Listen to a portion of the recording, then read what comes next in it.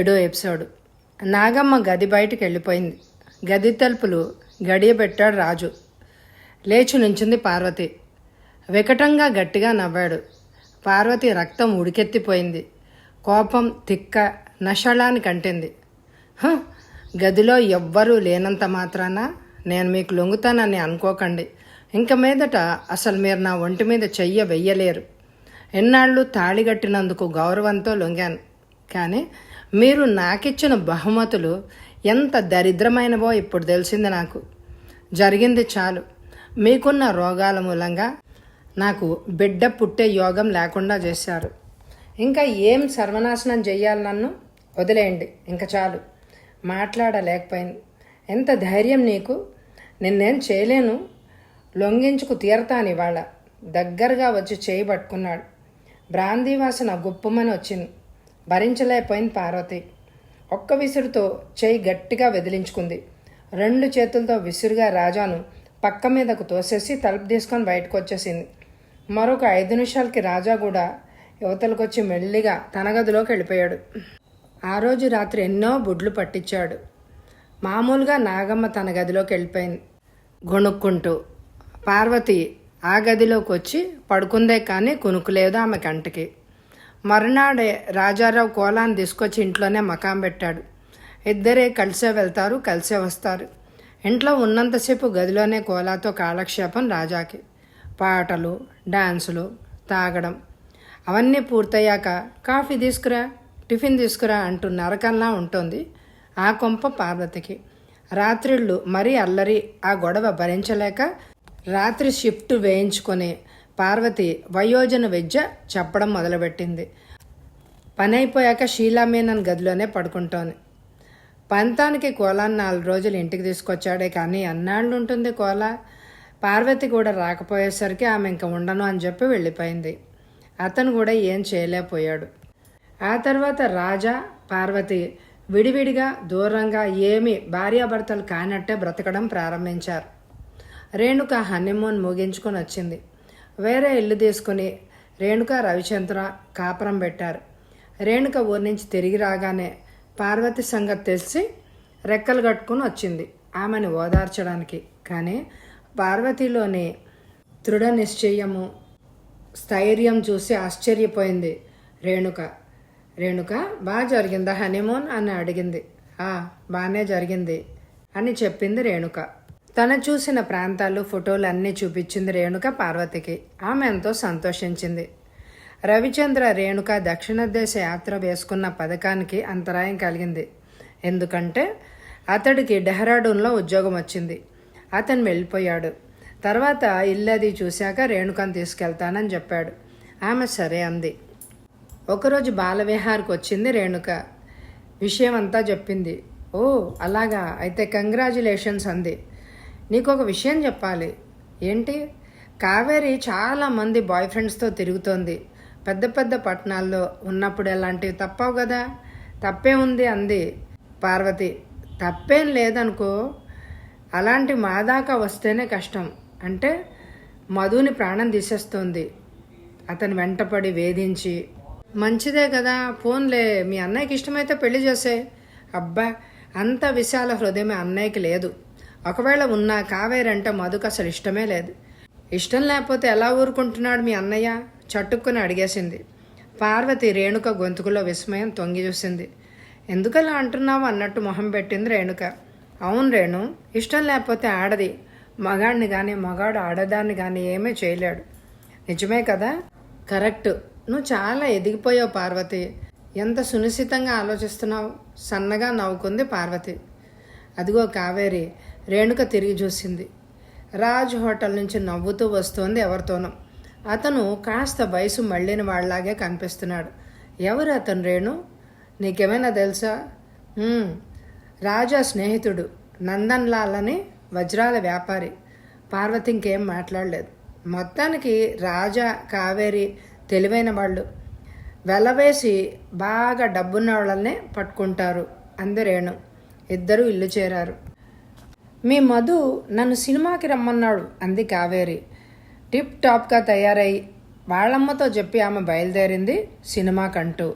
ఆశ్చర్యపోయి చూశారు స్నేహితులిద్దరూ. కానీ నందన్లాల్ ఉన్నాడు కదా, మళ్ళీ మధు వెంట పడ్డమేంటో అర్థం కాలేదు పార్వతికి. వీలైనంత వరకు మధు కావేరిని తప్పించుకునే తిరుగుతున్నాడు. కావేరికి జడిసి అసలు వాళ్ళింటికి వెళ్ళడమే మానేశాడు మధు. పార్వతిని రేణుక తన ఇంటికి తీసుకెళ్తోంది. పార్వతి రేణుక 2 రోజులకు ఒకసారి ఇంచుమించుగా కలుసుకుంటూనే ఉన్నారు. ఒకరోజు సాయంత్రము ఉండి గబుక్కున బాత్రూంలోకి పరిగెత్తింది కావేరి. డోక్కుంటూ మళ్ళీ వచ్చింది. అలాగ 2-3 సార్లు చేసింది. ఆ తర్వాత తల్లితో చెప్పింది తను గర్భవతిని నెలదప్పాను అని. దానికి కారణం మధు అని చెప్పింది. అక్కడున్న రేణు పార్వతి ఆశ్చర్యపోయారు. ఆమె నందన్లాల్తో తిరుగుతోందని తెలుసు. మధు ఎలాంటి పని చేశాడు అంటే ఇద్దరూ నమ్మలేకపోయారు. పార్వతి అయితే మరి నిజం చెప్పు అని అడిగింది. ఆమె నిర్లక్ష్యంగా నిజం, మధు వల్లే నాకు కడుపు వచ్చింది అంది. అంతే. ఆవేశం పట్టలేక పార్వతి దబదబ ఆమె చెంపలు గట్టిగా వాయించింది. ఆ దెబ్బకి ఇంక తట్టుకోలేక నిజంగానే మధు ఏం పాపం ఎరగడు, నందన్లాల్ వల్లే నేను కడుపుతో ఉన్నాను అని ఒప్పుకుంది కావేరి. ఇంత ఆవేశం పార్వతిలో ఉందని, ఇంత అపరకాళిలాగా తయారవుతుందని అనుకోలేదు. అక్కడ చూస్తూ నుంచున్న నాగమ్మ కానీ రేణుక కానీ మొత్తానికి ఆమె చేత నిజం కక్కిచ్చింది. ఇదిగో చూసావా నీ పెళ్ళాం ఎలా కొట్టిందో, నేను కూడా ఎప్పుడు చేసుకోలే నా కూతుర్ని అంది. అమ్మా ఏమిటి పనులు, అక్క చేసిన పనేమి బాగాలేదమ్మా అంటూ గబగబా బయటికి వెళ్ళిపోయాడు రాజా. సాయంత్రం 5ంటికి రాజా వెంట కోలా కూడా వచ్చింది. ఈ మధ్య కోలా కూడా పార్వతితో చాలా చనువుగా మాట్లాడుతోంది. కొంతసేపు అయ్యాక నువ్వు కూడా మాలాగా తయారవ్వచ్చు కదా అంది. నాకు మీలా ఉండే అవసరము కర్మ రెండూ పట్టలేదు, మీరున్నారు కదా చాలండి అంది పార్వతి. పార్వతి బయటికి వెళ్తున్నప్పుడు తన ప్రతి చర్య ఎవరో కనపడుతున్నట్టు గుర్తించింది. ఎవరో తెలియదు కానీ ఆమె వెనకే వస్తున్నారు. ఎక్కడికి వెళ్తే అక్కడికి. ఎందుకు ఇలాగా చేస్తున్నారో అర్థం కాలేదు. ఎవరితోనా చెప్పాలి అని అనిపించలేదు. ఎవరు మాత్రం ఏం చేస్తారు అని అనుకుంది. పార్వతి ఎంఏ చదువుదామని అనుకుంది కొన్ని రోజుల క్రితం. అదేదో విదేశాల్లో చదివితే బాగుండు అని అనుకుని ప్రయత్నాలు మొదలుపెట్టింది. ఆ ప్రయత్నాలు ఫలించి 2-3 నెలల్లో వెళ్ళడానికి అనుమతి లభించింది పార్వతికి. సుఖం లేకుండా ఇక్కడుండే బదులు అక్కడికి వెళ్తేనే మంచిది. రాజా ఒప్పుకుంటాడా అని సందేహించింది పార్వతి. కానీ పాపం నెలకు 300 ఇచ్చే ఒప్పందం మీద రాజీకి వచ్చాడు రాజా. అది అతని మనస్తత్వం. తెలిసాక ఆలోచనలు అనవసరం. డబ్బు దొరికితే ఎలాంటి పనికైనా వెనుకాడాడు అతను. ఇది ఒక రకంగా మంచిదే. డబ్బుతో మనిషిని కొనేయచ్చు అని అనుకుని నవ్వుకుంది పార్వతి. రాణి మద్రాసు వెళ్తున్నా, మరొక 10 రోజుల దాకా రాను, కాస్త పెట్టి అది సర్ది పెట్టబోయి అన్నాడు రాజా ఒకరోజు అదరాబదరాగా ఇంట్లోకి వచ్చి. మామూలుగా భర్త ఊరెళ్తుంటే భార్యకు పురమాయించినట్టు ఆ మాట వినగానే పార్వతి మనసు పరవశించిపోయింది. నాకు కొంచెం డబ్బులు కావాలి అని అడిగాడు. నా దగ్గర లేవు, కావాలంటే ఈ గాజులు ఇస్తాను అమ్ముకోండి అంది. అతడు హ్యాపీగా గాజులు తీసేసుకున్నాడు అమ్ముకోవడానికి. అసలు అచ్చమైన పతివ్రత అంటే నువ్వే అని మెచ్చుకున్నాడు రాజా. అతని వెనకే వీధి గుమ్మం దాకా వెళ్ళింది. తన వెంట పడుతున్న వ్యక్తి రాజా వెంట వెడుతున్నాడు. కొంచెం వెనగ్గా, అంటే తెలియకుండా వెళ్తున్నాడు. ఛా, ఏమిటిది, దొంగల వెంట పడినట్టు రహస్యంగా అని అనుకుంది పార్వతి. 10 రోజుల తర్వాత ఒకరోజు రాత్రి అర్ధరాత్రి తలుపులు దబదబా బాదుతుంటే మెలకు వచ్చింది పార్వతికి. లేచి కూర్చుంది పార్వతి. వెంటనే ఏదో గుసగుసలు. రాజా గదిలో ఏదో చప్పుడు. నాగమ్మ గొంతు అస్పష్టంగా వినపడుతోంది. లేచి సావిట్లోకి వచ్చింది. పెట్టి సర్దుకుంటున్నాడు రాజారావు. విస్మయపడింది పార్వతి. అదేంటి, ఇప్పుడే కదా ఊరి నుంచి వచ్చారు, మళ్ళీ ఏంటి పెట్టి సర్దుతున్నారు? నీకెందుకు రాణి, పోయి పడుకో. నాగమ్మ కసిరింది పార్వతిని. ఓ మూలగా చిన్న బ్రీఫ్ కేసు పార్వతిని ఆకర్షించింది. చాలా బాగుంది అనుకుంది గదిలోకి వెళ్ళిపోతూ. ఆమెకేం అర్థం కాలేదు వాళ్ళిద్దరి సంగతి. ఇంత రాత్రి వేళ వాళ్ళు అసలు ఏం చేస్తున్నట్టు, ఎందుకు వాళ్ళు అంత కంగారు పడిపోతున్నారు? వాళ్ళ కళ్ళెందుకు అంత భయంగా ఉన్నాయి? ఏం జరిగింది? ఏమిటా గుసగుసలు, ఏమిటా రహస్యాలు? అసలు వాళ్ళకి ఏమున్నాయి ఆ రహస్యాలకి? అణుచుకోలేక కుతూహలాన్ని మళ్ళీ సావిట్లోకి వెళ్ళింది. నాగమ్మ తలుపు గడియబెట్టింది. అంటే రాజా వెళ్ళిపోయాడనమాట. ఆ రాత్రంతా ఆలోచిస్తూనే ఉంది పార్వతి. ఈ ప్రశ్నలకు సమాధానం ఎప్పట్లో దొరకదని కూడా ఆమెకు తెలుసు. ఉదయమే పార్వతి వీధిలో రంగనాథంతో ఘర్షణ పడ్డం వినిపించింది. గబగబా అక్కడికొచ్చింది. చూడమ్మా, వీళ్ళు ఇల్లు సోదా చేయాలంటున్నారు అన్నాడు రంగనాథం. ఏమండి, ఏమంటున్నారు? ఆర్డర్స్ ఉన్నాయా? అసలు మీరెవరు అని గబగబా అడిగింది. అందులో ఒక అతను చాలా మర్యాదగా ముందుకొచ్చి తన విజిటింగ్ కార్డు, సోదా చేయమని వేసిన ఆర్డర్ పార్వతి చేతికి అందించాడు. ఆయన సిఐడి ఇన్స్పెక్టర్ రమేష్. ఫలానా రాజాగారి ఇల్లు అనుమానం మీదట సోదా చెయ్యాలి అని ఉత్తర్వు పట్టుకొని వచ్చాడు. నిర్ఘాంతపోయింది పార్వతి. తలెత్తి అతడికేసి చూసింది. మేడం, మేము మా డ్యూటీ చేయాలి. మీరు కాస్త సహాయపడండి. కాస్త ఆ బ్రీఫ్ కేస్ చూడనివ్వండి అన్నాడతను మర్యాదగా. నిస్సొత్తుగా తలూపింది పార్వతి. ఆ బోడి పెట్టేగా, చూడనివ్వు. కూడదంటే అంది నాగమ్మ విషయం గ్రహించుకొని. ఆ బ్రీఫ్ కేసులో ఏముంది? ఏం లేదు, ఖాళీ. రమేష్ ఆ పెట్టును ఇటు తిప్పి చూసి ఆ తర్వాత, చూడండి మేడం, రాజారావు మీకేమవుతారు? భర్త. పార్వతి మొహం చూస్తే రమేష్కి ఎందుకో జాలేసింది. ఆవిడని ప్రశ్నలు వెయ్యాలన్నా అతడికి మనస్కరించలేదు. అయినా తప్పదు కదా. రాజాగారు స్మగ్లింగ్ ముఠాలతో ఉన్నట్టు, వజ్రాల దొంగల ముఠాతో ఉన్నట్లు మీకు తెలియదనుకుంటా. మీ వారికి ఏదో సంబంధం ఉన్నట్టు మాకు కూడా అనుమానం ఉంది. అలాంటి సమాచారం మాకు అందింది. మీ వారు అసలు ఎక్కడికి వెళ్ళారు? చలించిపోయింది పార్వతి. ఏంటి తను వింటున్నది? దొంగల ముఠాతో రాజారావుకి సంబంధం ఉందా? ఇది కళ, నిజమా? హిందీలో సంభాషణ జరిగింది కాబట్టి నాగమ్మ అందుకుంది సమాధానం. ఏంటండి, మావాడు ఊరెళ్ళాడు. 10 రోజులైంది వెళ్ళి, ఇంకా రాలేదు. దొంగల ముఠాకి మా వాడికి అసలు ఏ సంబంధం లేదు. ఇంకా ఆశ్చర్యపోయింది పార్వతి. అంటే అంతా నాగమ్మకు తెలుసన్నమాట. రాత్రి గుసగుసలకి అర్థం ఇదన్నమాట. పోలీసులకు అందకుండా రాజారావు పారిపోయాడు. నాగమ్మ సమాధానం రమేష్కి నచ్చలేదు. ఆవిడ కలగజేసుకోవడం కూడా అతనికి నచ్చలేదు. వెంటనే సంభాషణని ఇంగ్లీష్లోకి మార్చాడు. పార్వతి వైపుకి తిరిగి, చెప్పండి మేడం. నాగమ్మ చెప్పిందే తను చెప్పింది. అంతకన్నా ఏం చెప్తుంది? ఇదంతా విషవలయంలాగా ఉంది. రమేష్ ఎన్ని ప్రశ్నలు అడిగినా పార్వతి ఇంకేమీ చెప్పలేదు. ఆయనకు కోపం వచ్చి, చదువుకున్న వారిలాగే కనిపిస్తున్నారు. దొంగల ముఠాతో సంబంధం ఎలా పెట్టుకున్నారు? అన్ని విషయాలు ఇలా దాస్తే మేం పని ఎలా చేయగలుగుతాం అన్నాడు కఠినంగా. అసలే పరిస్థితి అయోమయంగా ఉంటే ఈ ఇన్స్పెక్టర్ ఒకడు ప్రాణాలు తోడేస్తున్నాడు అనుకుంది పార్వతి. దొంగలను పట్టుకునే పని మీది. ఎవరో వచ్చి సాయం చేస్తారని మీరెందుకు అనుకోవాలి? మాకు తెలిసింది మేము చెప్పాం, అంతే. మీ డ్యూటీ మీరు చేసుకెళ్ళండి, ఎక్కువ మాట్లాడకండి అని కసిరేసి అక్కడి నుంచి వెళ్ళిపోయింది. సరే అయితే, మేము ఈ ఇంటికి కాపలాగా 2 కానిస్టేబుల్స్ని పెడుతున్నాం. రాజారావు ఎప్పుడు ఇక్కడికి వస్తే అప్పుడు పట్టుకోమని. ఇంకేమీ పట్టనట్టు అతను పారిపోయాడు. ఈ పోలీసులు అసలు రాత్రి ఏం చేశారు అని అనుకుంది పార్వతి. 2 రోజులు గడిచాయి. పార్వతి మనిషిలాగా లేదు. నిద్రావస్థల్లో ఉన్నదానిలాగా ఉంది. అలాగే పనిచేసుకుపోతోంది యాంత్రికంగా. ఈ 2 రోజులు బాలమందిర్లో కూడా పిల్లలను కసురుకుంది చాలాసార్లు. షీలా మీనన్ను ఆశ్చర్యపోయింది. మధుని కూడా కలుసుకోలేదు పార్వతి. ఒకసారి మధుకు ఫోన్ చేస్తే ఉండి లేదని చెప్పించింది వాచ్మెన్తో. ఎవరిని కలుసుకోవాలి అని అనిపించలేదు. భోజనం కూడా మానేసింది. ఏది చెయ్యాలి అనిపించలేదు ఆమెకి. చాలా నీరసంగా ఉంది. ఊహించని విధంగా రాజా స్మగ్లర్ కావడం, అతని కోసం పోలీసులు గాలించడం, ఇదంతా కలలో జరిగినట్టు అనిపించింది. ఆ ఊహే భరించలేకపోతోంది. ఏమీ చెయ్యలేని నిస్సహాయత. పరువు మర్యాద పోవడం మాట అటుంచి ముందు తన జీవితం ఏంటి, ఎలా ఉంటుంది, ఎలా వెళ్ళబుచ్చాలి? భగవంతుడు ఎంత నిర్దయుడు! ఏదోలాగా తన పరిస్థితులతో రాజీపడి సర్దుకుపోతూ ఉంటే ఇంత అనర్థం దేవుడు ఎందుకు తెచ్చిపెట్టాలి?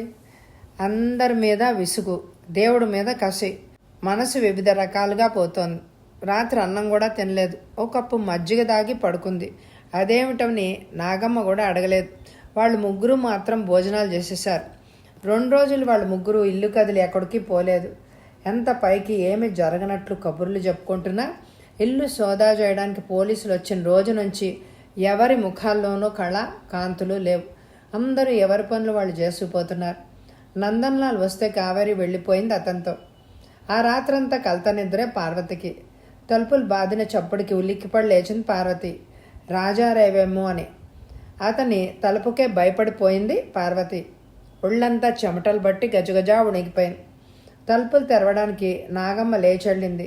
అప్రయత్నంగా గడియారం చూసింది. 3 గంటలైంది. మీకోసం ఫోన్ చేశారంటే ఎవరో చెప్పమంటే మిస్సెస్ రాజారావు కావాలి అంటున్నారు అంది సుభద్ర. ఈవేళప్పుడు తనకు ఫోన్ చేసేవాళ్ళు ఎవరబ్బా? భయానికి సన్నగా గుండెపోటు కూడా ప్రారంభమైంది అని అనిపించింది పార్వతికి. గుండె చిక్క పట్టుకుని సుభద్ర వెంట వెళ్ళింది. వణుకుతున్న చేతులతో ఫోన్ చెవి దగ్గర పెట్టుకుంది. విషయం విన్న వెంటనే కావు కేక వేసింది. ఏంటండి అన్న సుభద్ర ప్రశ్నకు సమాధానం కూడా ఇవ్వకుండా ఇంటికి పరిగెత్తి పక్క మీద పడుకొని వెక్కి వెక్కి ఏడ్చింది పార్వతి. ఏమిటి ఆ ఏడుపు? చెప్పి ఏడు అంది నాగమ్మ. అప్పుడు సంగతంతా వివరించింది నాగమ్మకి. హోటల్ మేనేజర్ ఫోన్ చేశాడు. మీ అబ్బాయి కోల అనే అమ్మాయిని హత్య చేసి పారిపోతుండగా పట్టుకొని జైలుకి పంపారట. బెక్కుతూ చెప్పింది. నాగమ్మ రాగం అందుకుంది. ఓరి బాబోయ్, ఎంత పని జరిగింది అంటూ సావిట్లోకి పోయి ఏడు ప్రారంభించింది. అక్కగారిని ఓదారుస్తూ రంగనాథం కూడా సావిట్లోకి వెళ్ళిపోయాడు. మెల్లిగా సుభద్ర పార్వతి దగ్గరికి వెళ్ళి ఆవిడ తలనిమురుతూ మధుగారికి ఫోన్ చేయమంటారా అంది. పార్వతి తలూపింది. చుట్టుపక్కల వాళ్ళు వచ్చి నాగమ్మ చుట్టూ చేరారు. నందన్లాల్కి కావేరికి చెప్పి వస్తానంటూ రంగనాథం బయటికెళ్ళాడు. పార్వతి తలుపులేసుకుని ఏడుస్తోంది. ఈ లోపల మధు వచ్చాడు. ఆ గదిలో ఉంది పార్వతి అంది నాగమ్మ. నాగమ్మను చూసేసరికి కూడా అతని గుండె సానుభూతితో నిండిపోయింది. మధు పార్వతి గది దగ్గరికి వెళ్ళాడు. పార్వతి లోపల నుంచి తలుపు తెరిచింది. లోపలికి అడుగుపెట్టి పార్వతిని 2 చేతులతోనూ చుట్టేసి ఒక కాలుతో తలుపు మెల్లగా దగ్గరికి వేసేశాడు మధు. హాల్లో అందరూ ఉన్నారు. మరి పార్వతి దుఃఖానికి అవధులే లేవు. ఏమని ఓదారుస్తాడు? అదేం ధర్మమో, ఎప్పుడు కష్ట సమయంలోనే బాధను పంచుకోవడానికి వస్తున్నాడు. ఊరుకో పార్వతి, ఇలా బెంబేలు పడిపోతే ఎలా?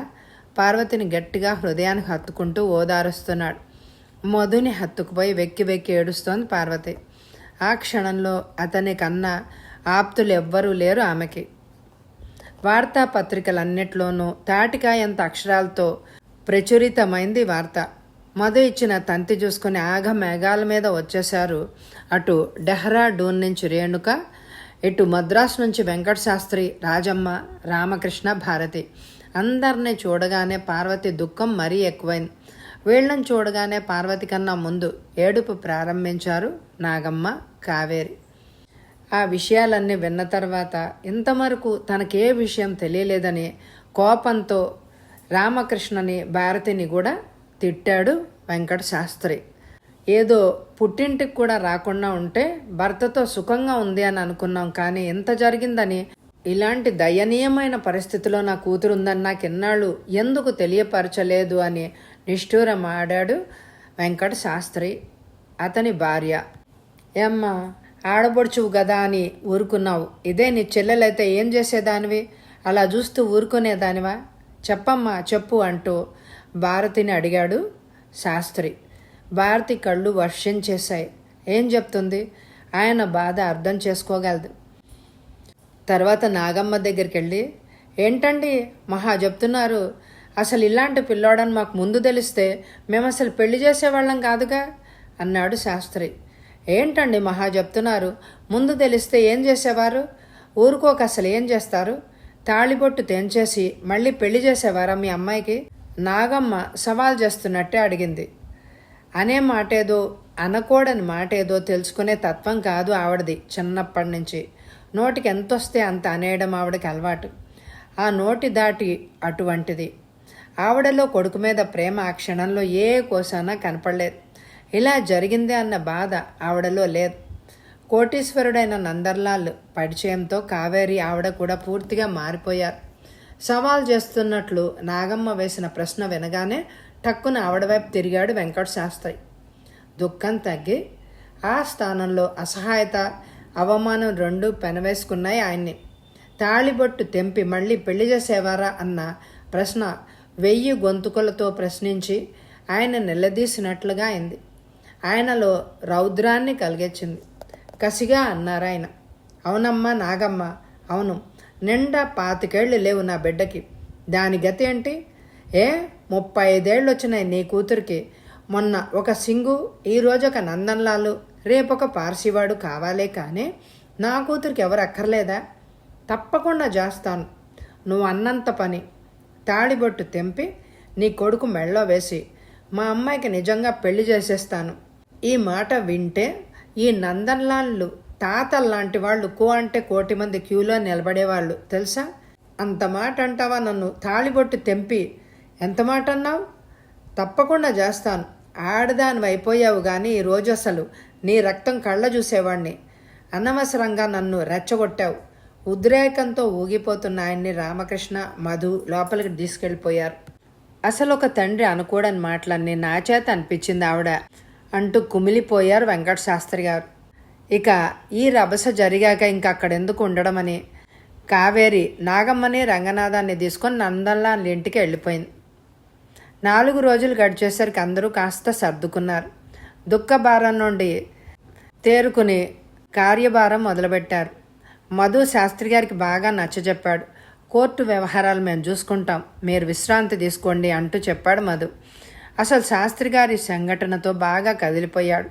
మన్ను తిన్న పాములా నీరసపడిపోయాడు.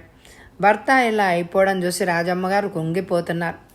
భారత్ ఒక్కటి అటు మామగారు సేవలతో ఇటు అత్తగారి ఓదార్పునిస్తూ సతమతం అయిపోతోంది. ఆమె ఓదార్పుతో కాస్త తేరుకున్నారు ఆ భార్యాభర్తలు. తర్వాత జైలుకి వెళ్ళారు. అక్కడ అసలు ఎవ్వరిని చూడనన్నాడు రాజారావు. తల్లినొక్కదాన్నే చూడాలి అని అనుకున్నాడు. కానీ నా కొడుకు చచ్చాడంటూ ఆవిడ ఇంకా రాలేదు అతన్ని చూడ్డానికి. మంచి లాయర్ని పెట్టి కేసు నెగ్గేలాగా చేద్దామని చూశారు మధు, రామకృష్ణ. కానీ కేసు బలం లేని మూలాన అతడే హత్య చేసినందువల్ల అతడికి యావజ్జీవ కారాగార శిక్ష పడింది. కానీ అతనితో విడాకుల పత్రం మీద సంతకం చేయించారు వాళ్ళు. ఇదంతా విని పార్వతి బాధపడింది. రాజారావు ఆఖరి కోరికగా బ్రతిమలాడి నాగమ్మని తీసుకెళ్లాలని చూసింది పార్వతి. కానీ సస్యమేర రానంది ఆవిడ. పెదవ చిన్నప్పటి నుంచి అంతే, ఎవరేం చెప్పినా వినేవాడు కాదు. ఏది సవ్యంగా చేయలేదు. వాడిని అసలు నేను చూడ్ను, చస్తే చావని వెదవని అందావిడ. అనుభవించని శిక్ష అని కూడా అందావిడ. అందరూ నిర్ఘాంతపోయారు ఆ సమాధానం విని. ఇది రాజారావు కథ. ఇది ఇంతటితో అయిపోయింది. కానీ ముగింపు మీకు తెలిసిందే కదా. ఒక వారం తర్వాత పార్వతికి ఇంటర్వ్యూ ఉంది. ఆ తర్వాతే మద్రాసు వెళ్దాము అని అనుకున్నారు అందరూ. ఇప్పుడు విదేశాలకేంటి, నేను వెళ్ళలేను అంది పార్వతి. ఇప్పుడే వెళ్ళాలి, వెళ్ళి తీరాలి. మనశ్శాంతి దొరుకుతుంది. మనసు చదువు మీద మళ్లించు, జరిగిందంతా ఒక పేడ కలలా మర్చిపో అని చెప్పింది రేణుక. ఆ ఇంటర్వ్యూ ముగిశాక సరాసరి మద్రాసు వెళ్ళిపోయింది పార్వతి. వెళ్లే ముందు రేణుకతో ఒక మాట చెప్పింది పార్వతి. రేణు, ఈ మాట నీకసలు నేను చెప్పక్కర్లేదు, కానీ చెప్దామనుకున్నాను కాబట్టి చెప్తున్నాను. నీ జీవితం ఒక మార్గాన పడింది. నా జీవితానికి ఒక మార్గంలోకి తెచ్చుకోవడానికి నేను కూడా ప్రయత్నిస్తున్నాను. నువ్వు డెహ్రాడూన్ వెళ్లేలోగా మీ అన్నయ్య సంగతి కూడా ఆలోచించి ఆయన్ని ఒక ఇంటివాణ్ణి చేసి వెళ్ళు రేణు. ఆయనకి ఒక పరిస్థితి కల్పించి వెళ్ళు. చాలా సున్నితమైన హృదయం. ఏం చేస్తావో, ఎలా చేస్తావో. నన్ను ఒక దారిని పడేశావు, నన్ను మనిషిని చేశావు. నువ్వు చాలా తెలివైన దానివి. మధుబాబు గారిని కూడా ఒక దారిలో పడేసి వెళ్ళు రేణు. నేను ఆలోచిస్తున్నాను పార్వతి. ఆ విషయం అన్నయ్యను కదిపినప్పుడల్లా సమాధానం ఏమి చెప్పడు. ఏం చేయాలో నాకు కూడా తోచడం లేదు. అయినా వదిలిపెట్టనులే. అన్నయ్య జీవితాన్ని కూడా సరిదిద్దే ఇక్కడి నుంచి నేను రవి దగ్గరికి వెళ్ళేది. నేను తీవ్రంగా ఆలోచిస్తూనే ఉన్నాను ఈ సంగతి అంది రేణుక. నీ సంగతి నాకు తెలుసు రేణు. నువ్వు తలుచుకుంటే ఏదైనా చేస్తావు ఆర్ద్రతగా అంది పార్వతి. పార్వతి మద్రాసు వెళ్ళిపోయింది. మరో 10 రోజులకి పార్వతిని విదేశాలకు పంపడానికి అనుమతి పత్రం వచ్చేసింది. మిగిలిన తతంగం అంతా ఈ పార్వతి విమానం ఎక్కడానికి కనీసం మరొక నెల 15 రోజులు పడుతుంది. వివరాలతో పార్వతి మధుకి రేణుకకే ఉత్తరాలు రాసేసింది. దానికి జవాబుగా మధు దగ్గర నుండి టెలిగ్రామ్ వచ్చింది. మిమ్మల్ని వదిలి నేను ఉండలేను. మీతో పాటే స్వర్గానికైనా నరకానికైనా. విదేశాలకైనా. మీరు కాదన్నా మీ నీడలాగా ఉంటాను. రేపే మద్రాసు వచ్చేస్తున్నా. నిర్ఘాంతపోయింది పార్వతి. టెలిగ్రామ్ చదివిన రామకృష్ణకు కూడా ఏమీ బోధపడలేదు. భారతి మాత్రం కొండంత బరువు దిగినట్టుగా అయింది. నాకు పార్వతి, నువ్వు ఒక్కదానివే వెళ్తే ఏ ఇబ్బంది పడతావో అని భయపడుతూ ఉన్నాను ఇన్ని రోజులు. ఇప్పుడు పర్వాలేదు, నీకంటూ ఒక తోడు అంది. పార్వతి ఇంకేం మాట్లాడలేదు. అంతా చిత్రంగా, తమాషాగా, ఆశ్చర్యంగా, హాయిగా ఉంది.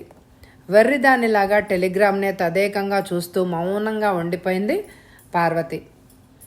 కథ సమాప్తం. ఈ కథ మీ అందరికీ నచ్చితే తప్పకుండా లైక్ చేయండి. అలాగే మీకు ఉదయం మాటలు కథలు కావాలా, లేదా ఫ్యామిలీ నవలలు కావాలా, సస్పెన్స్ నవలలు కావాలా, మరి కామెంట్ ద్వారా నాకు తెలియచేయండి. మీరు కోరిన విధంగా నేను చదవడానికి ప్రయత్నిస్తాను. మరి అందరూ కామెంట్లు పెట్టండి. మరి thank you very much my dear friends.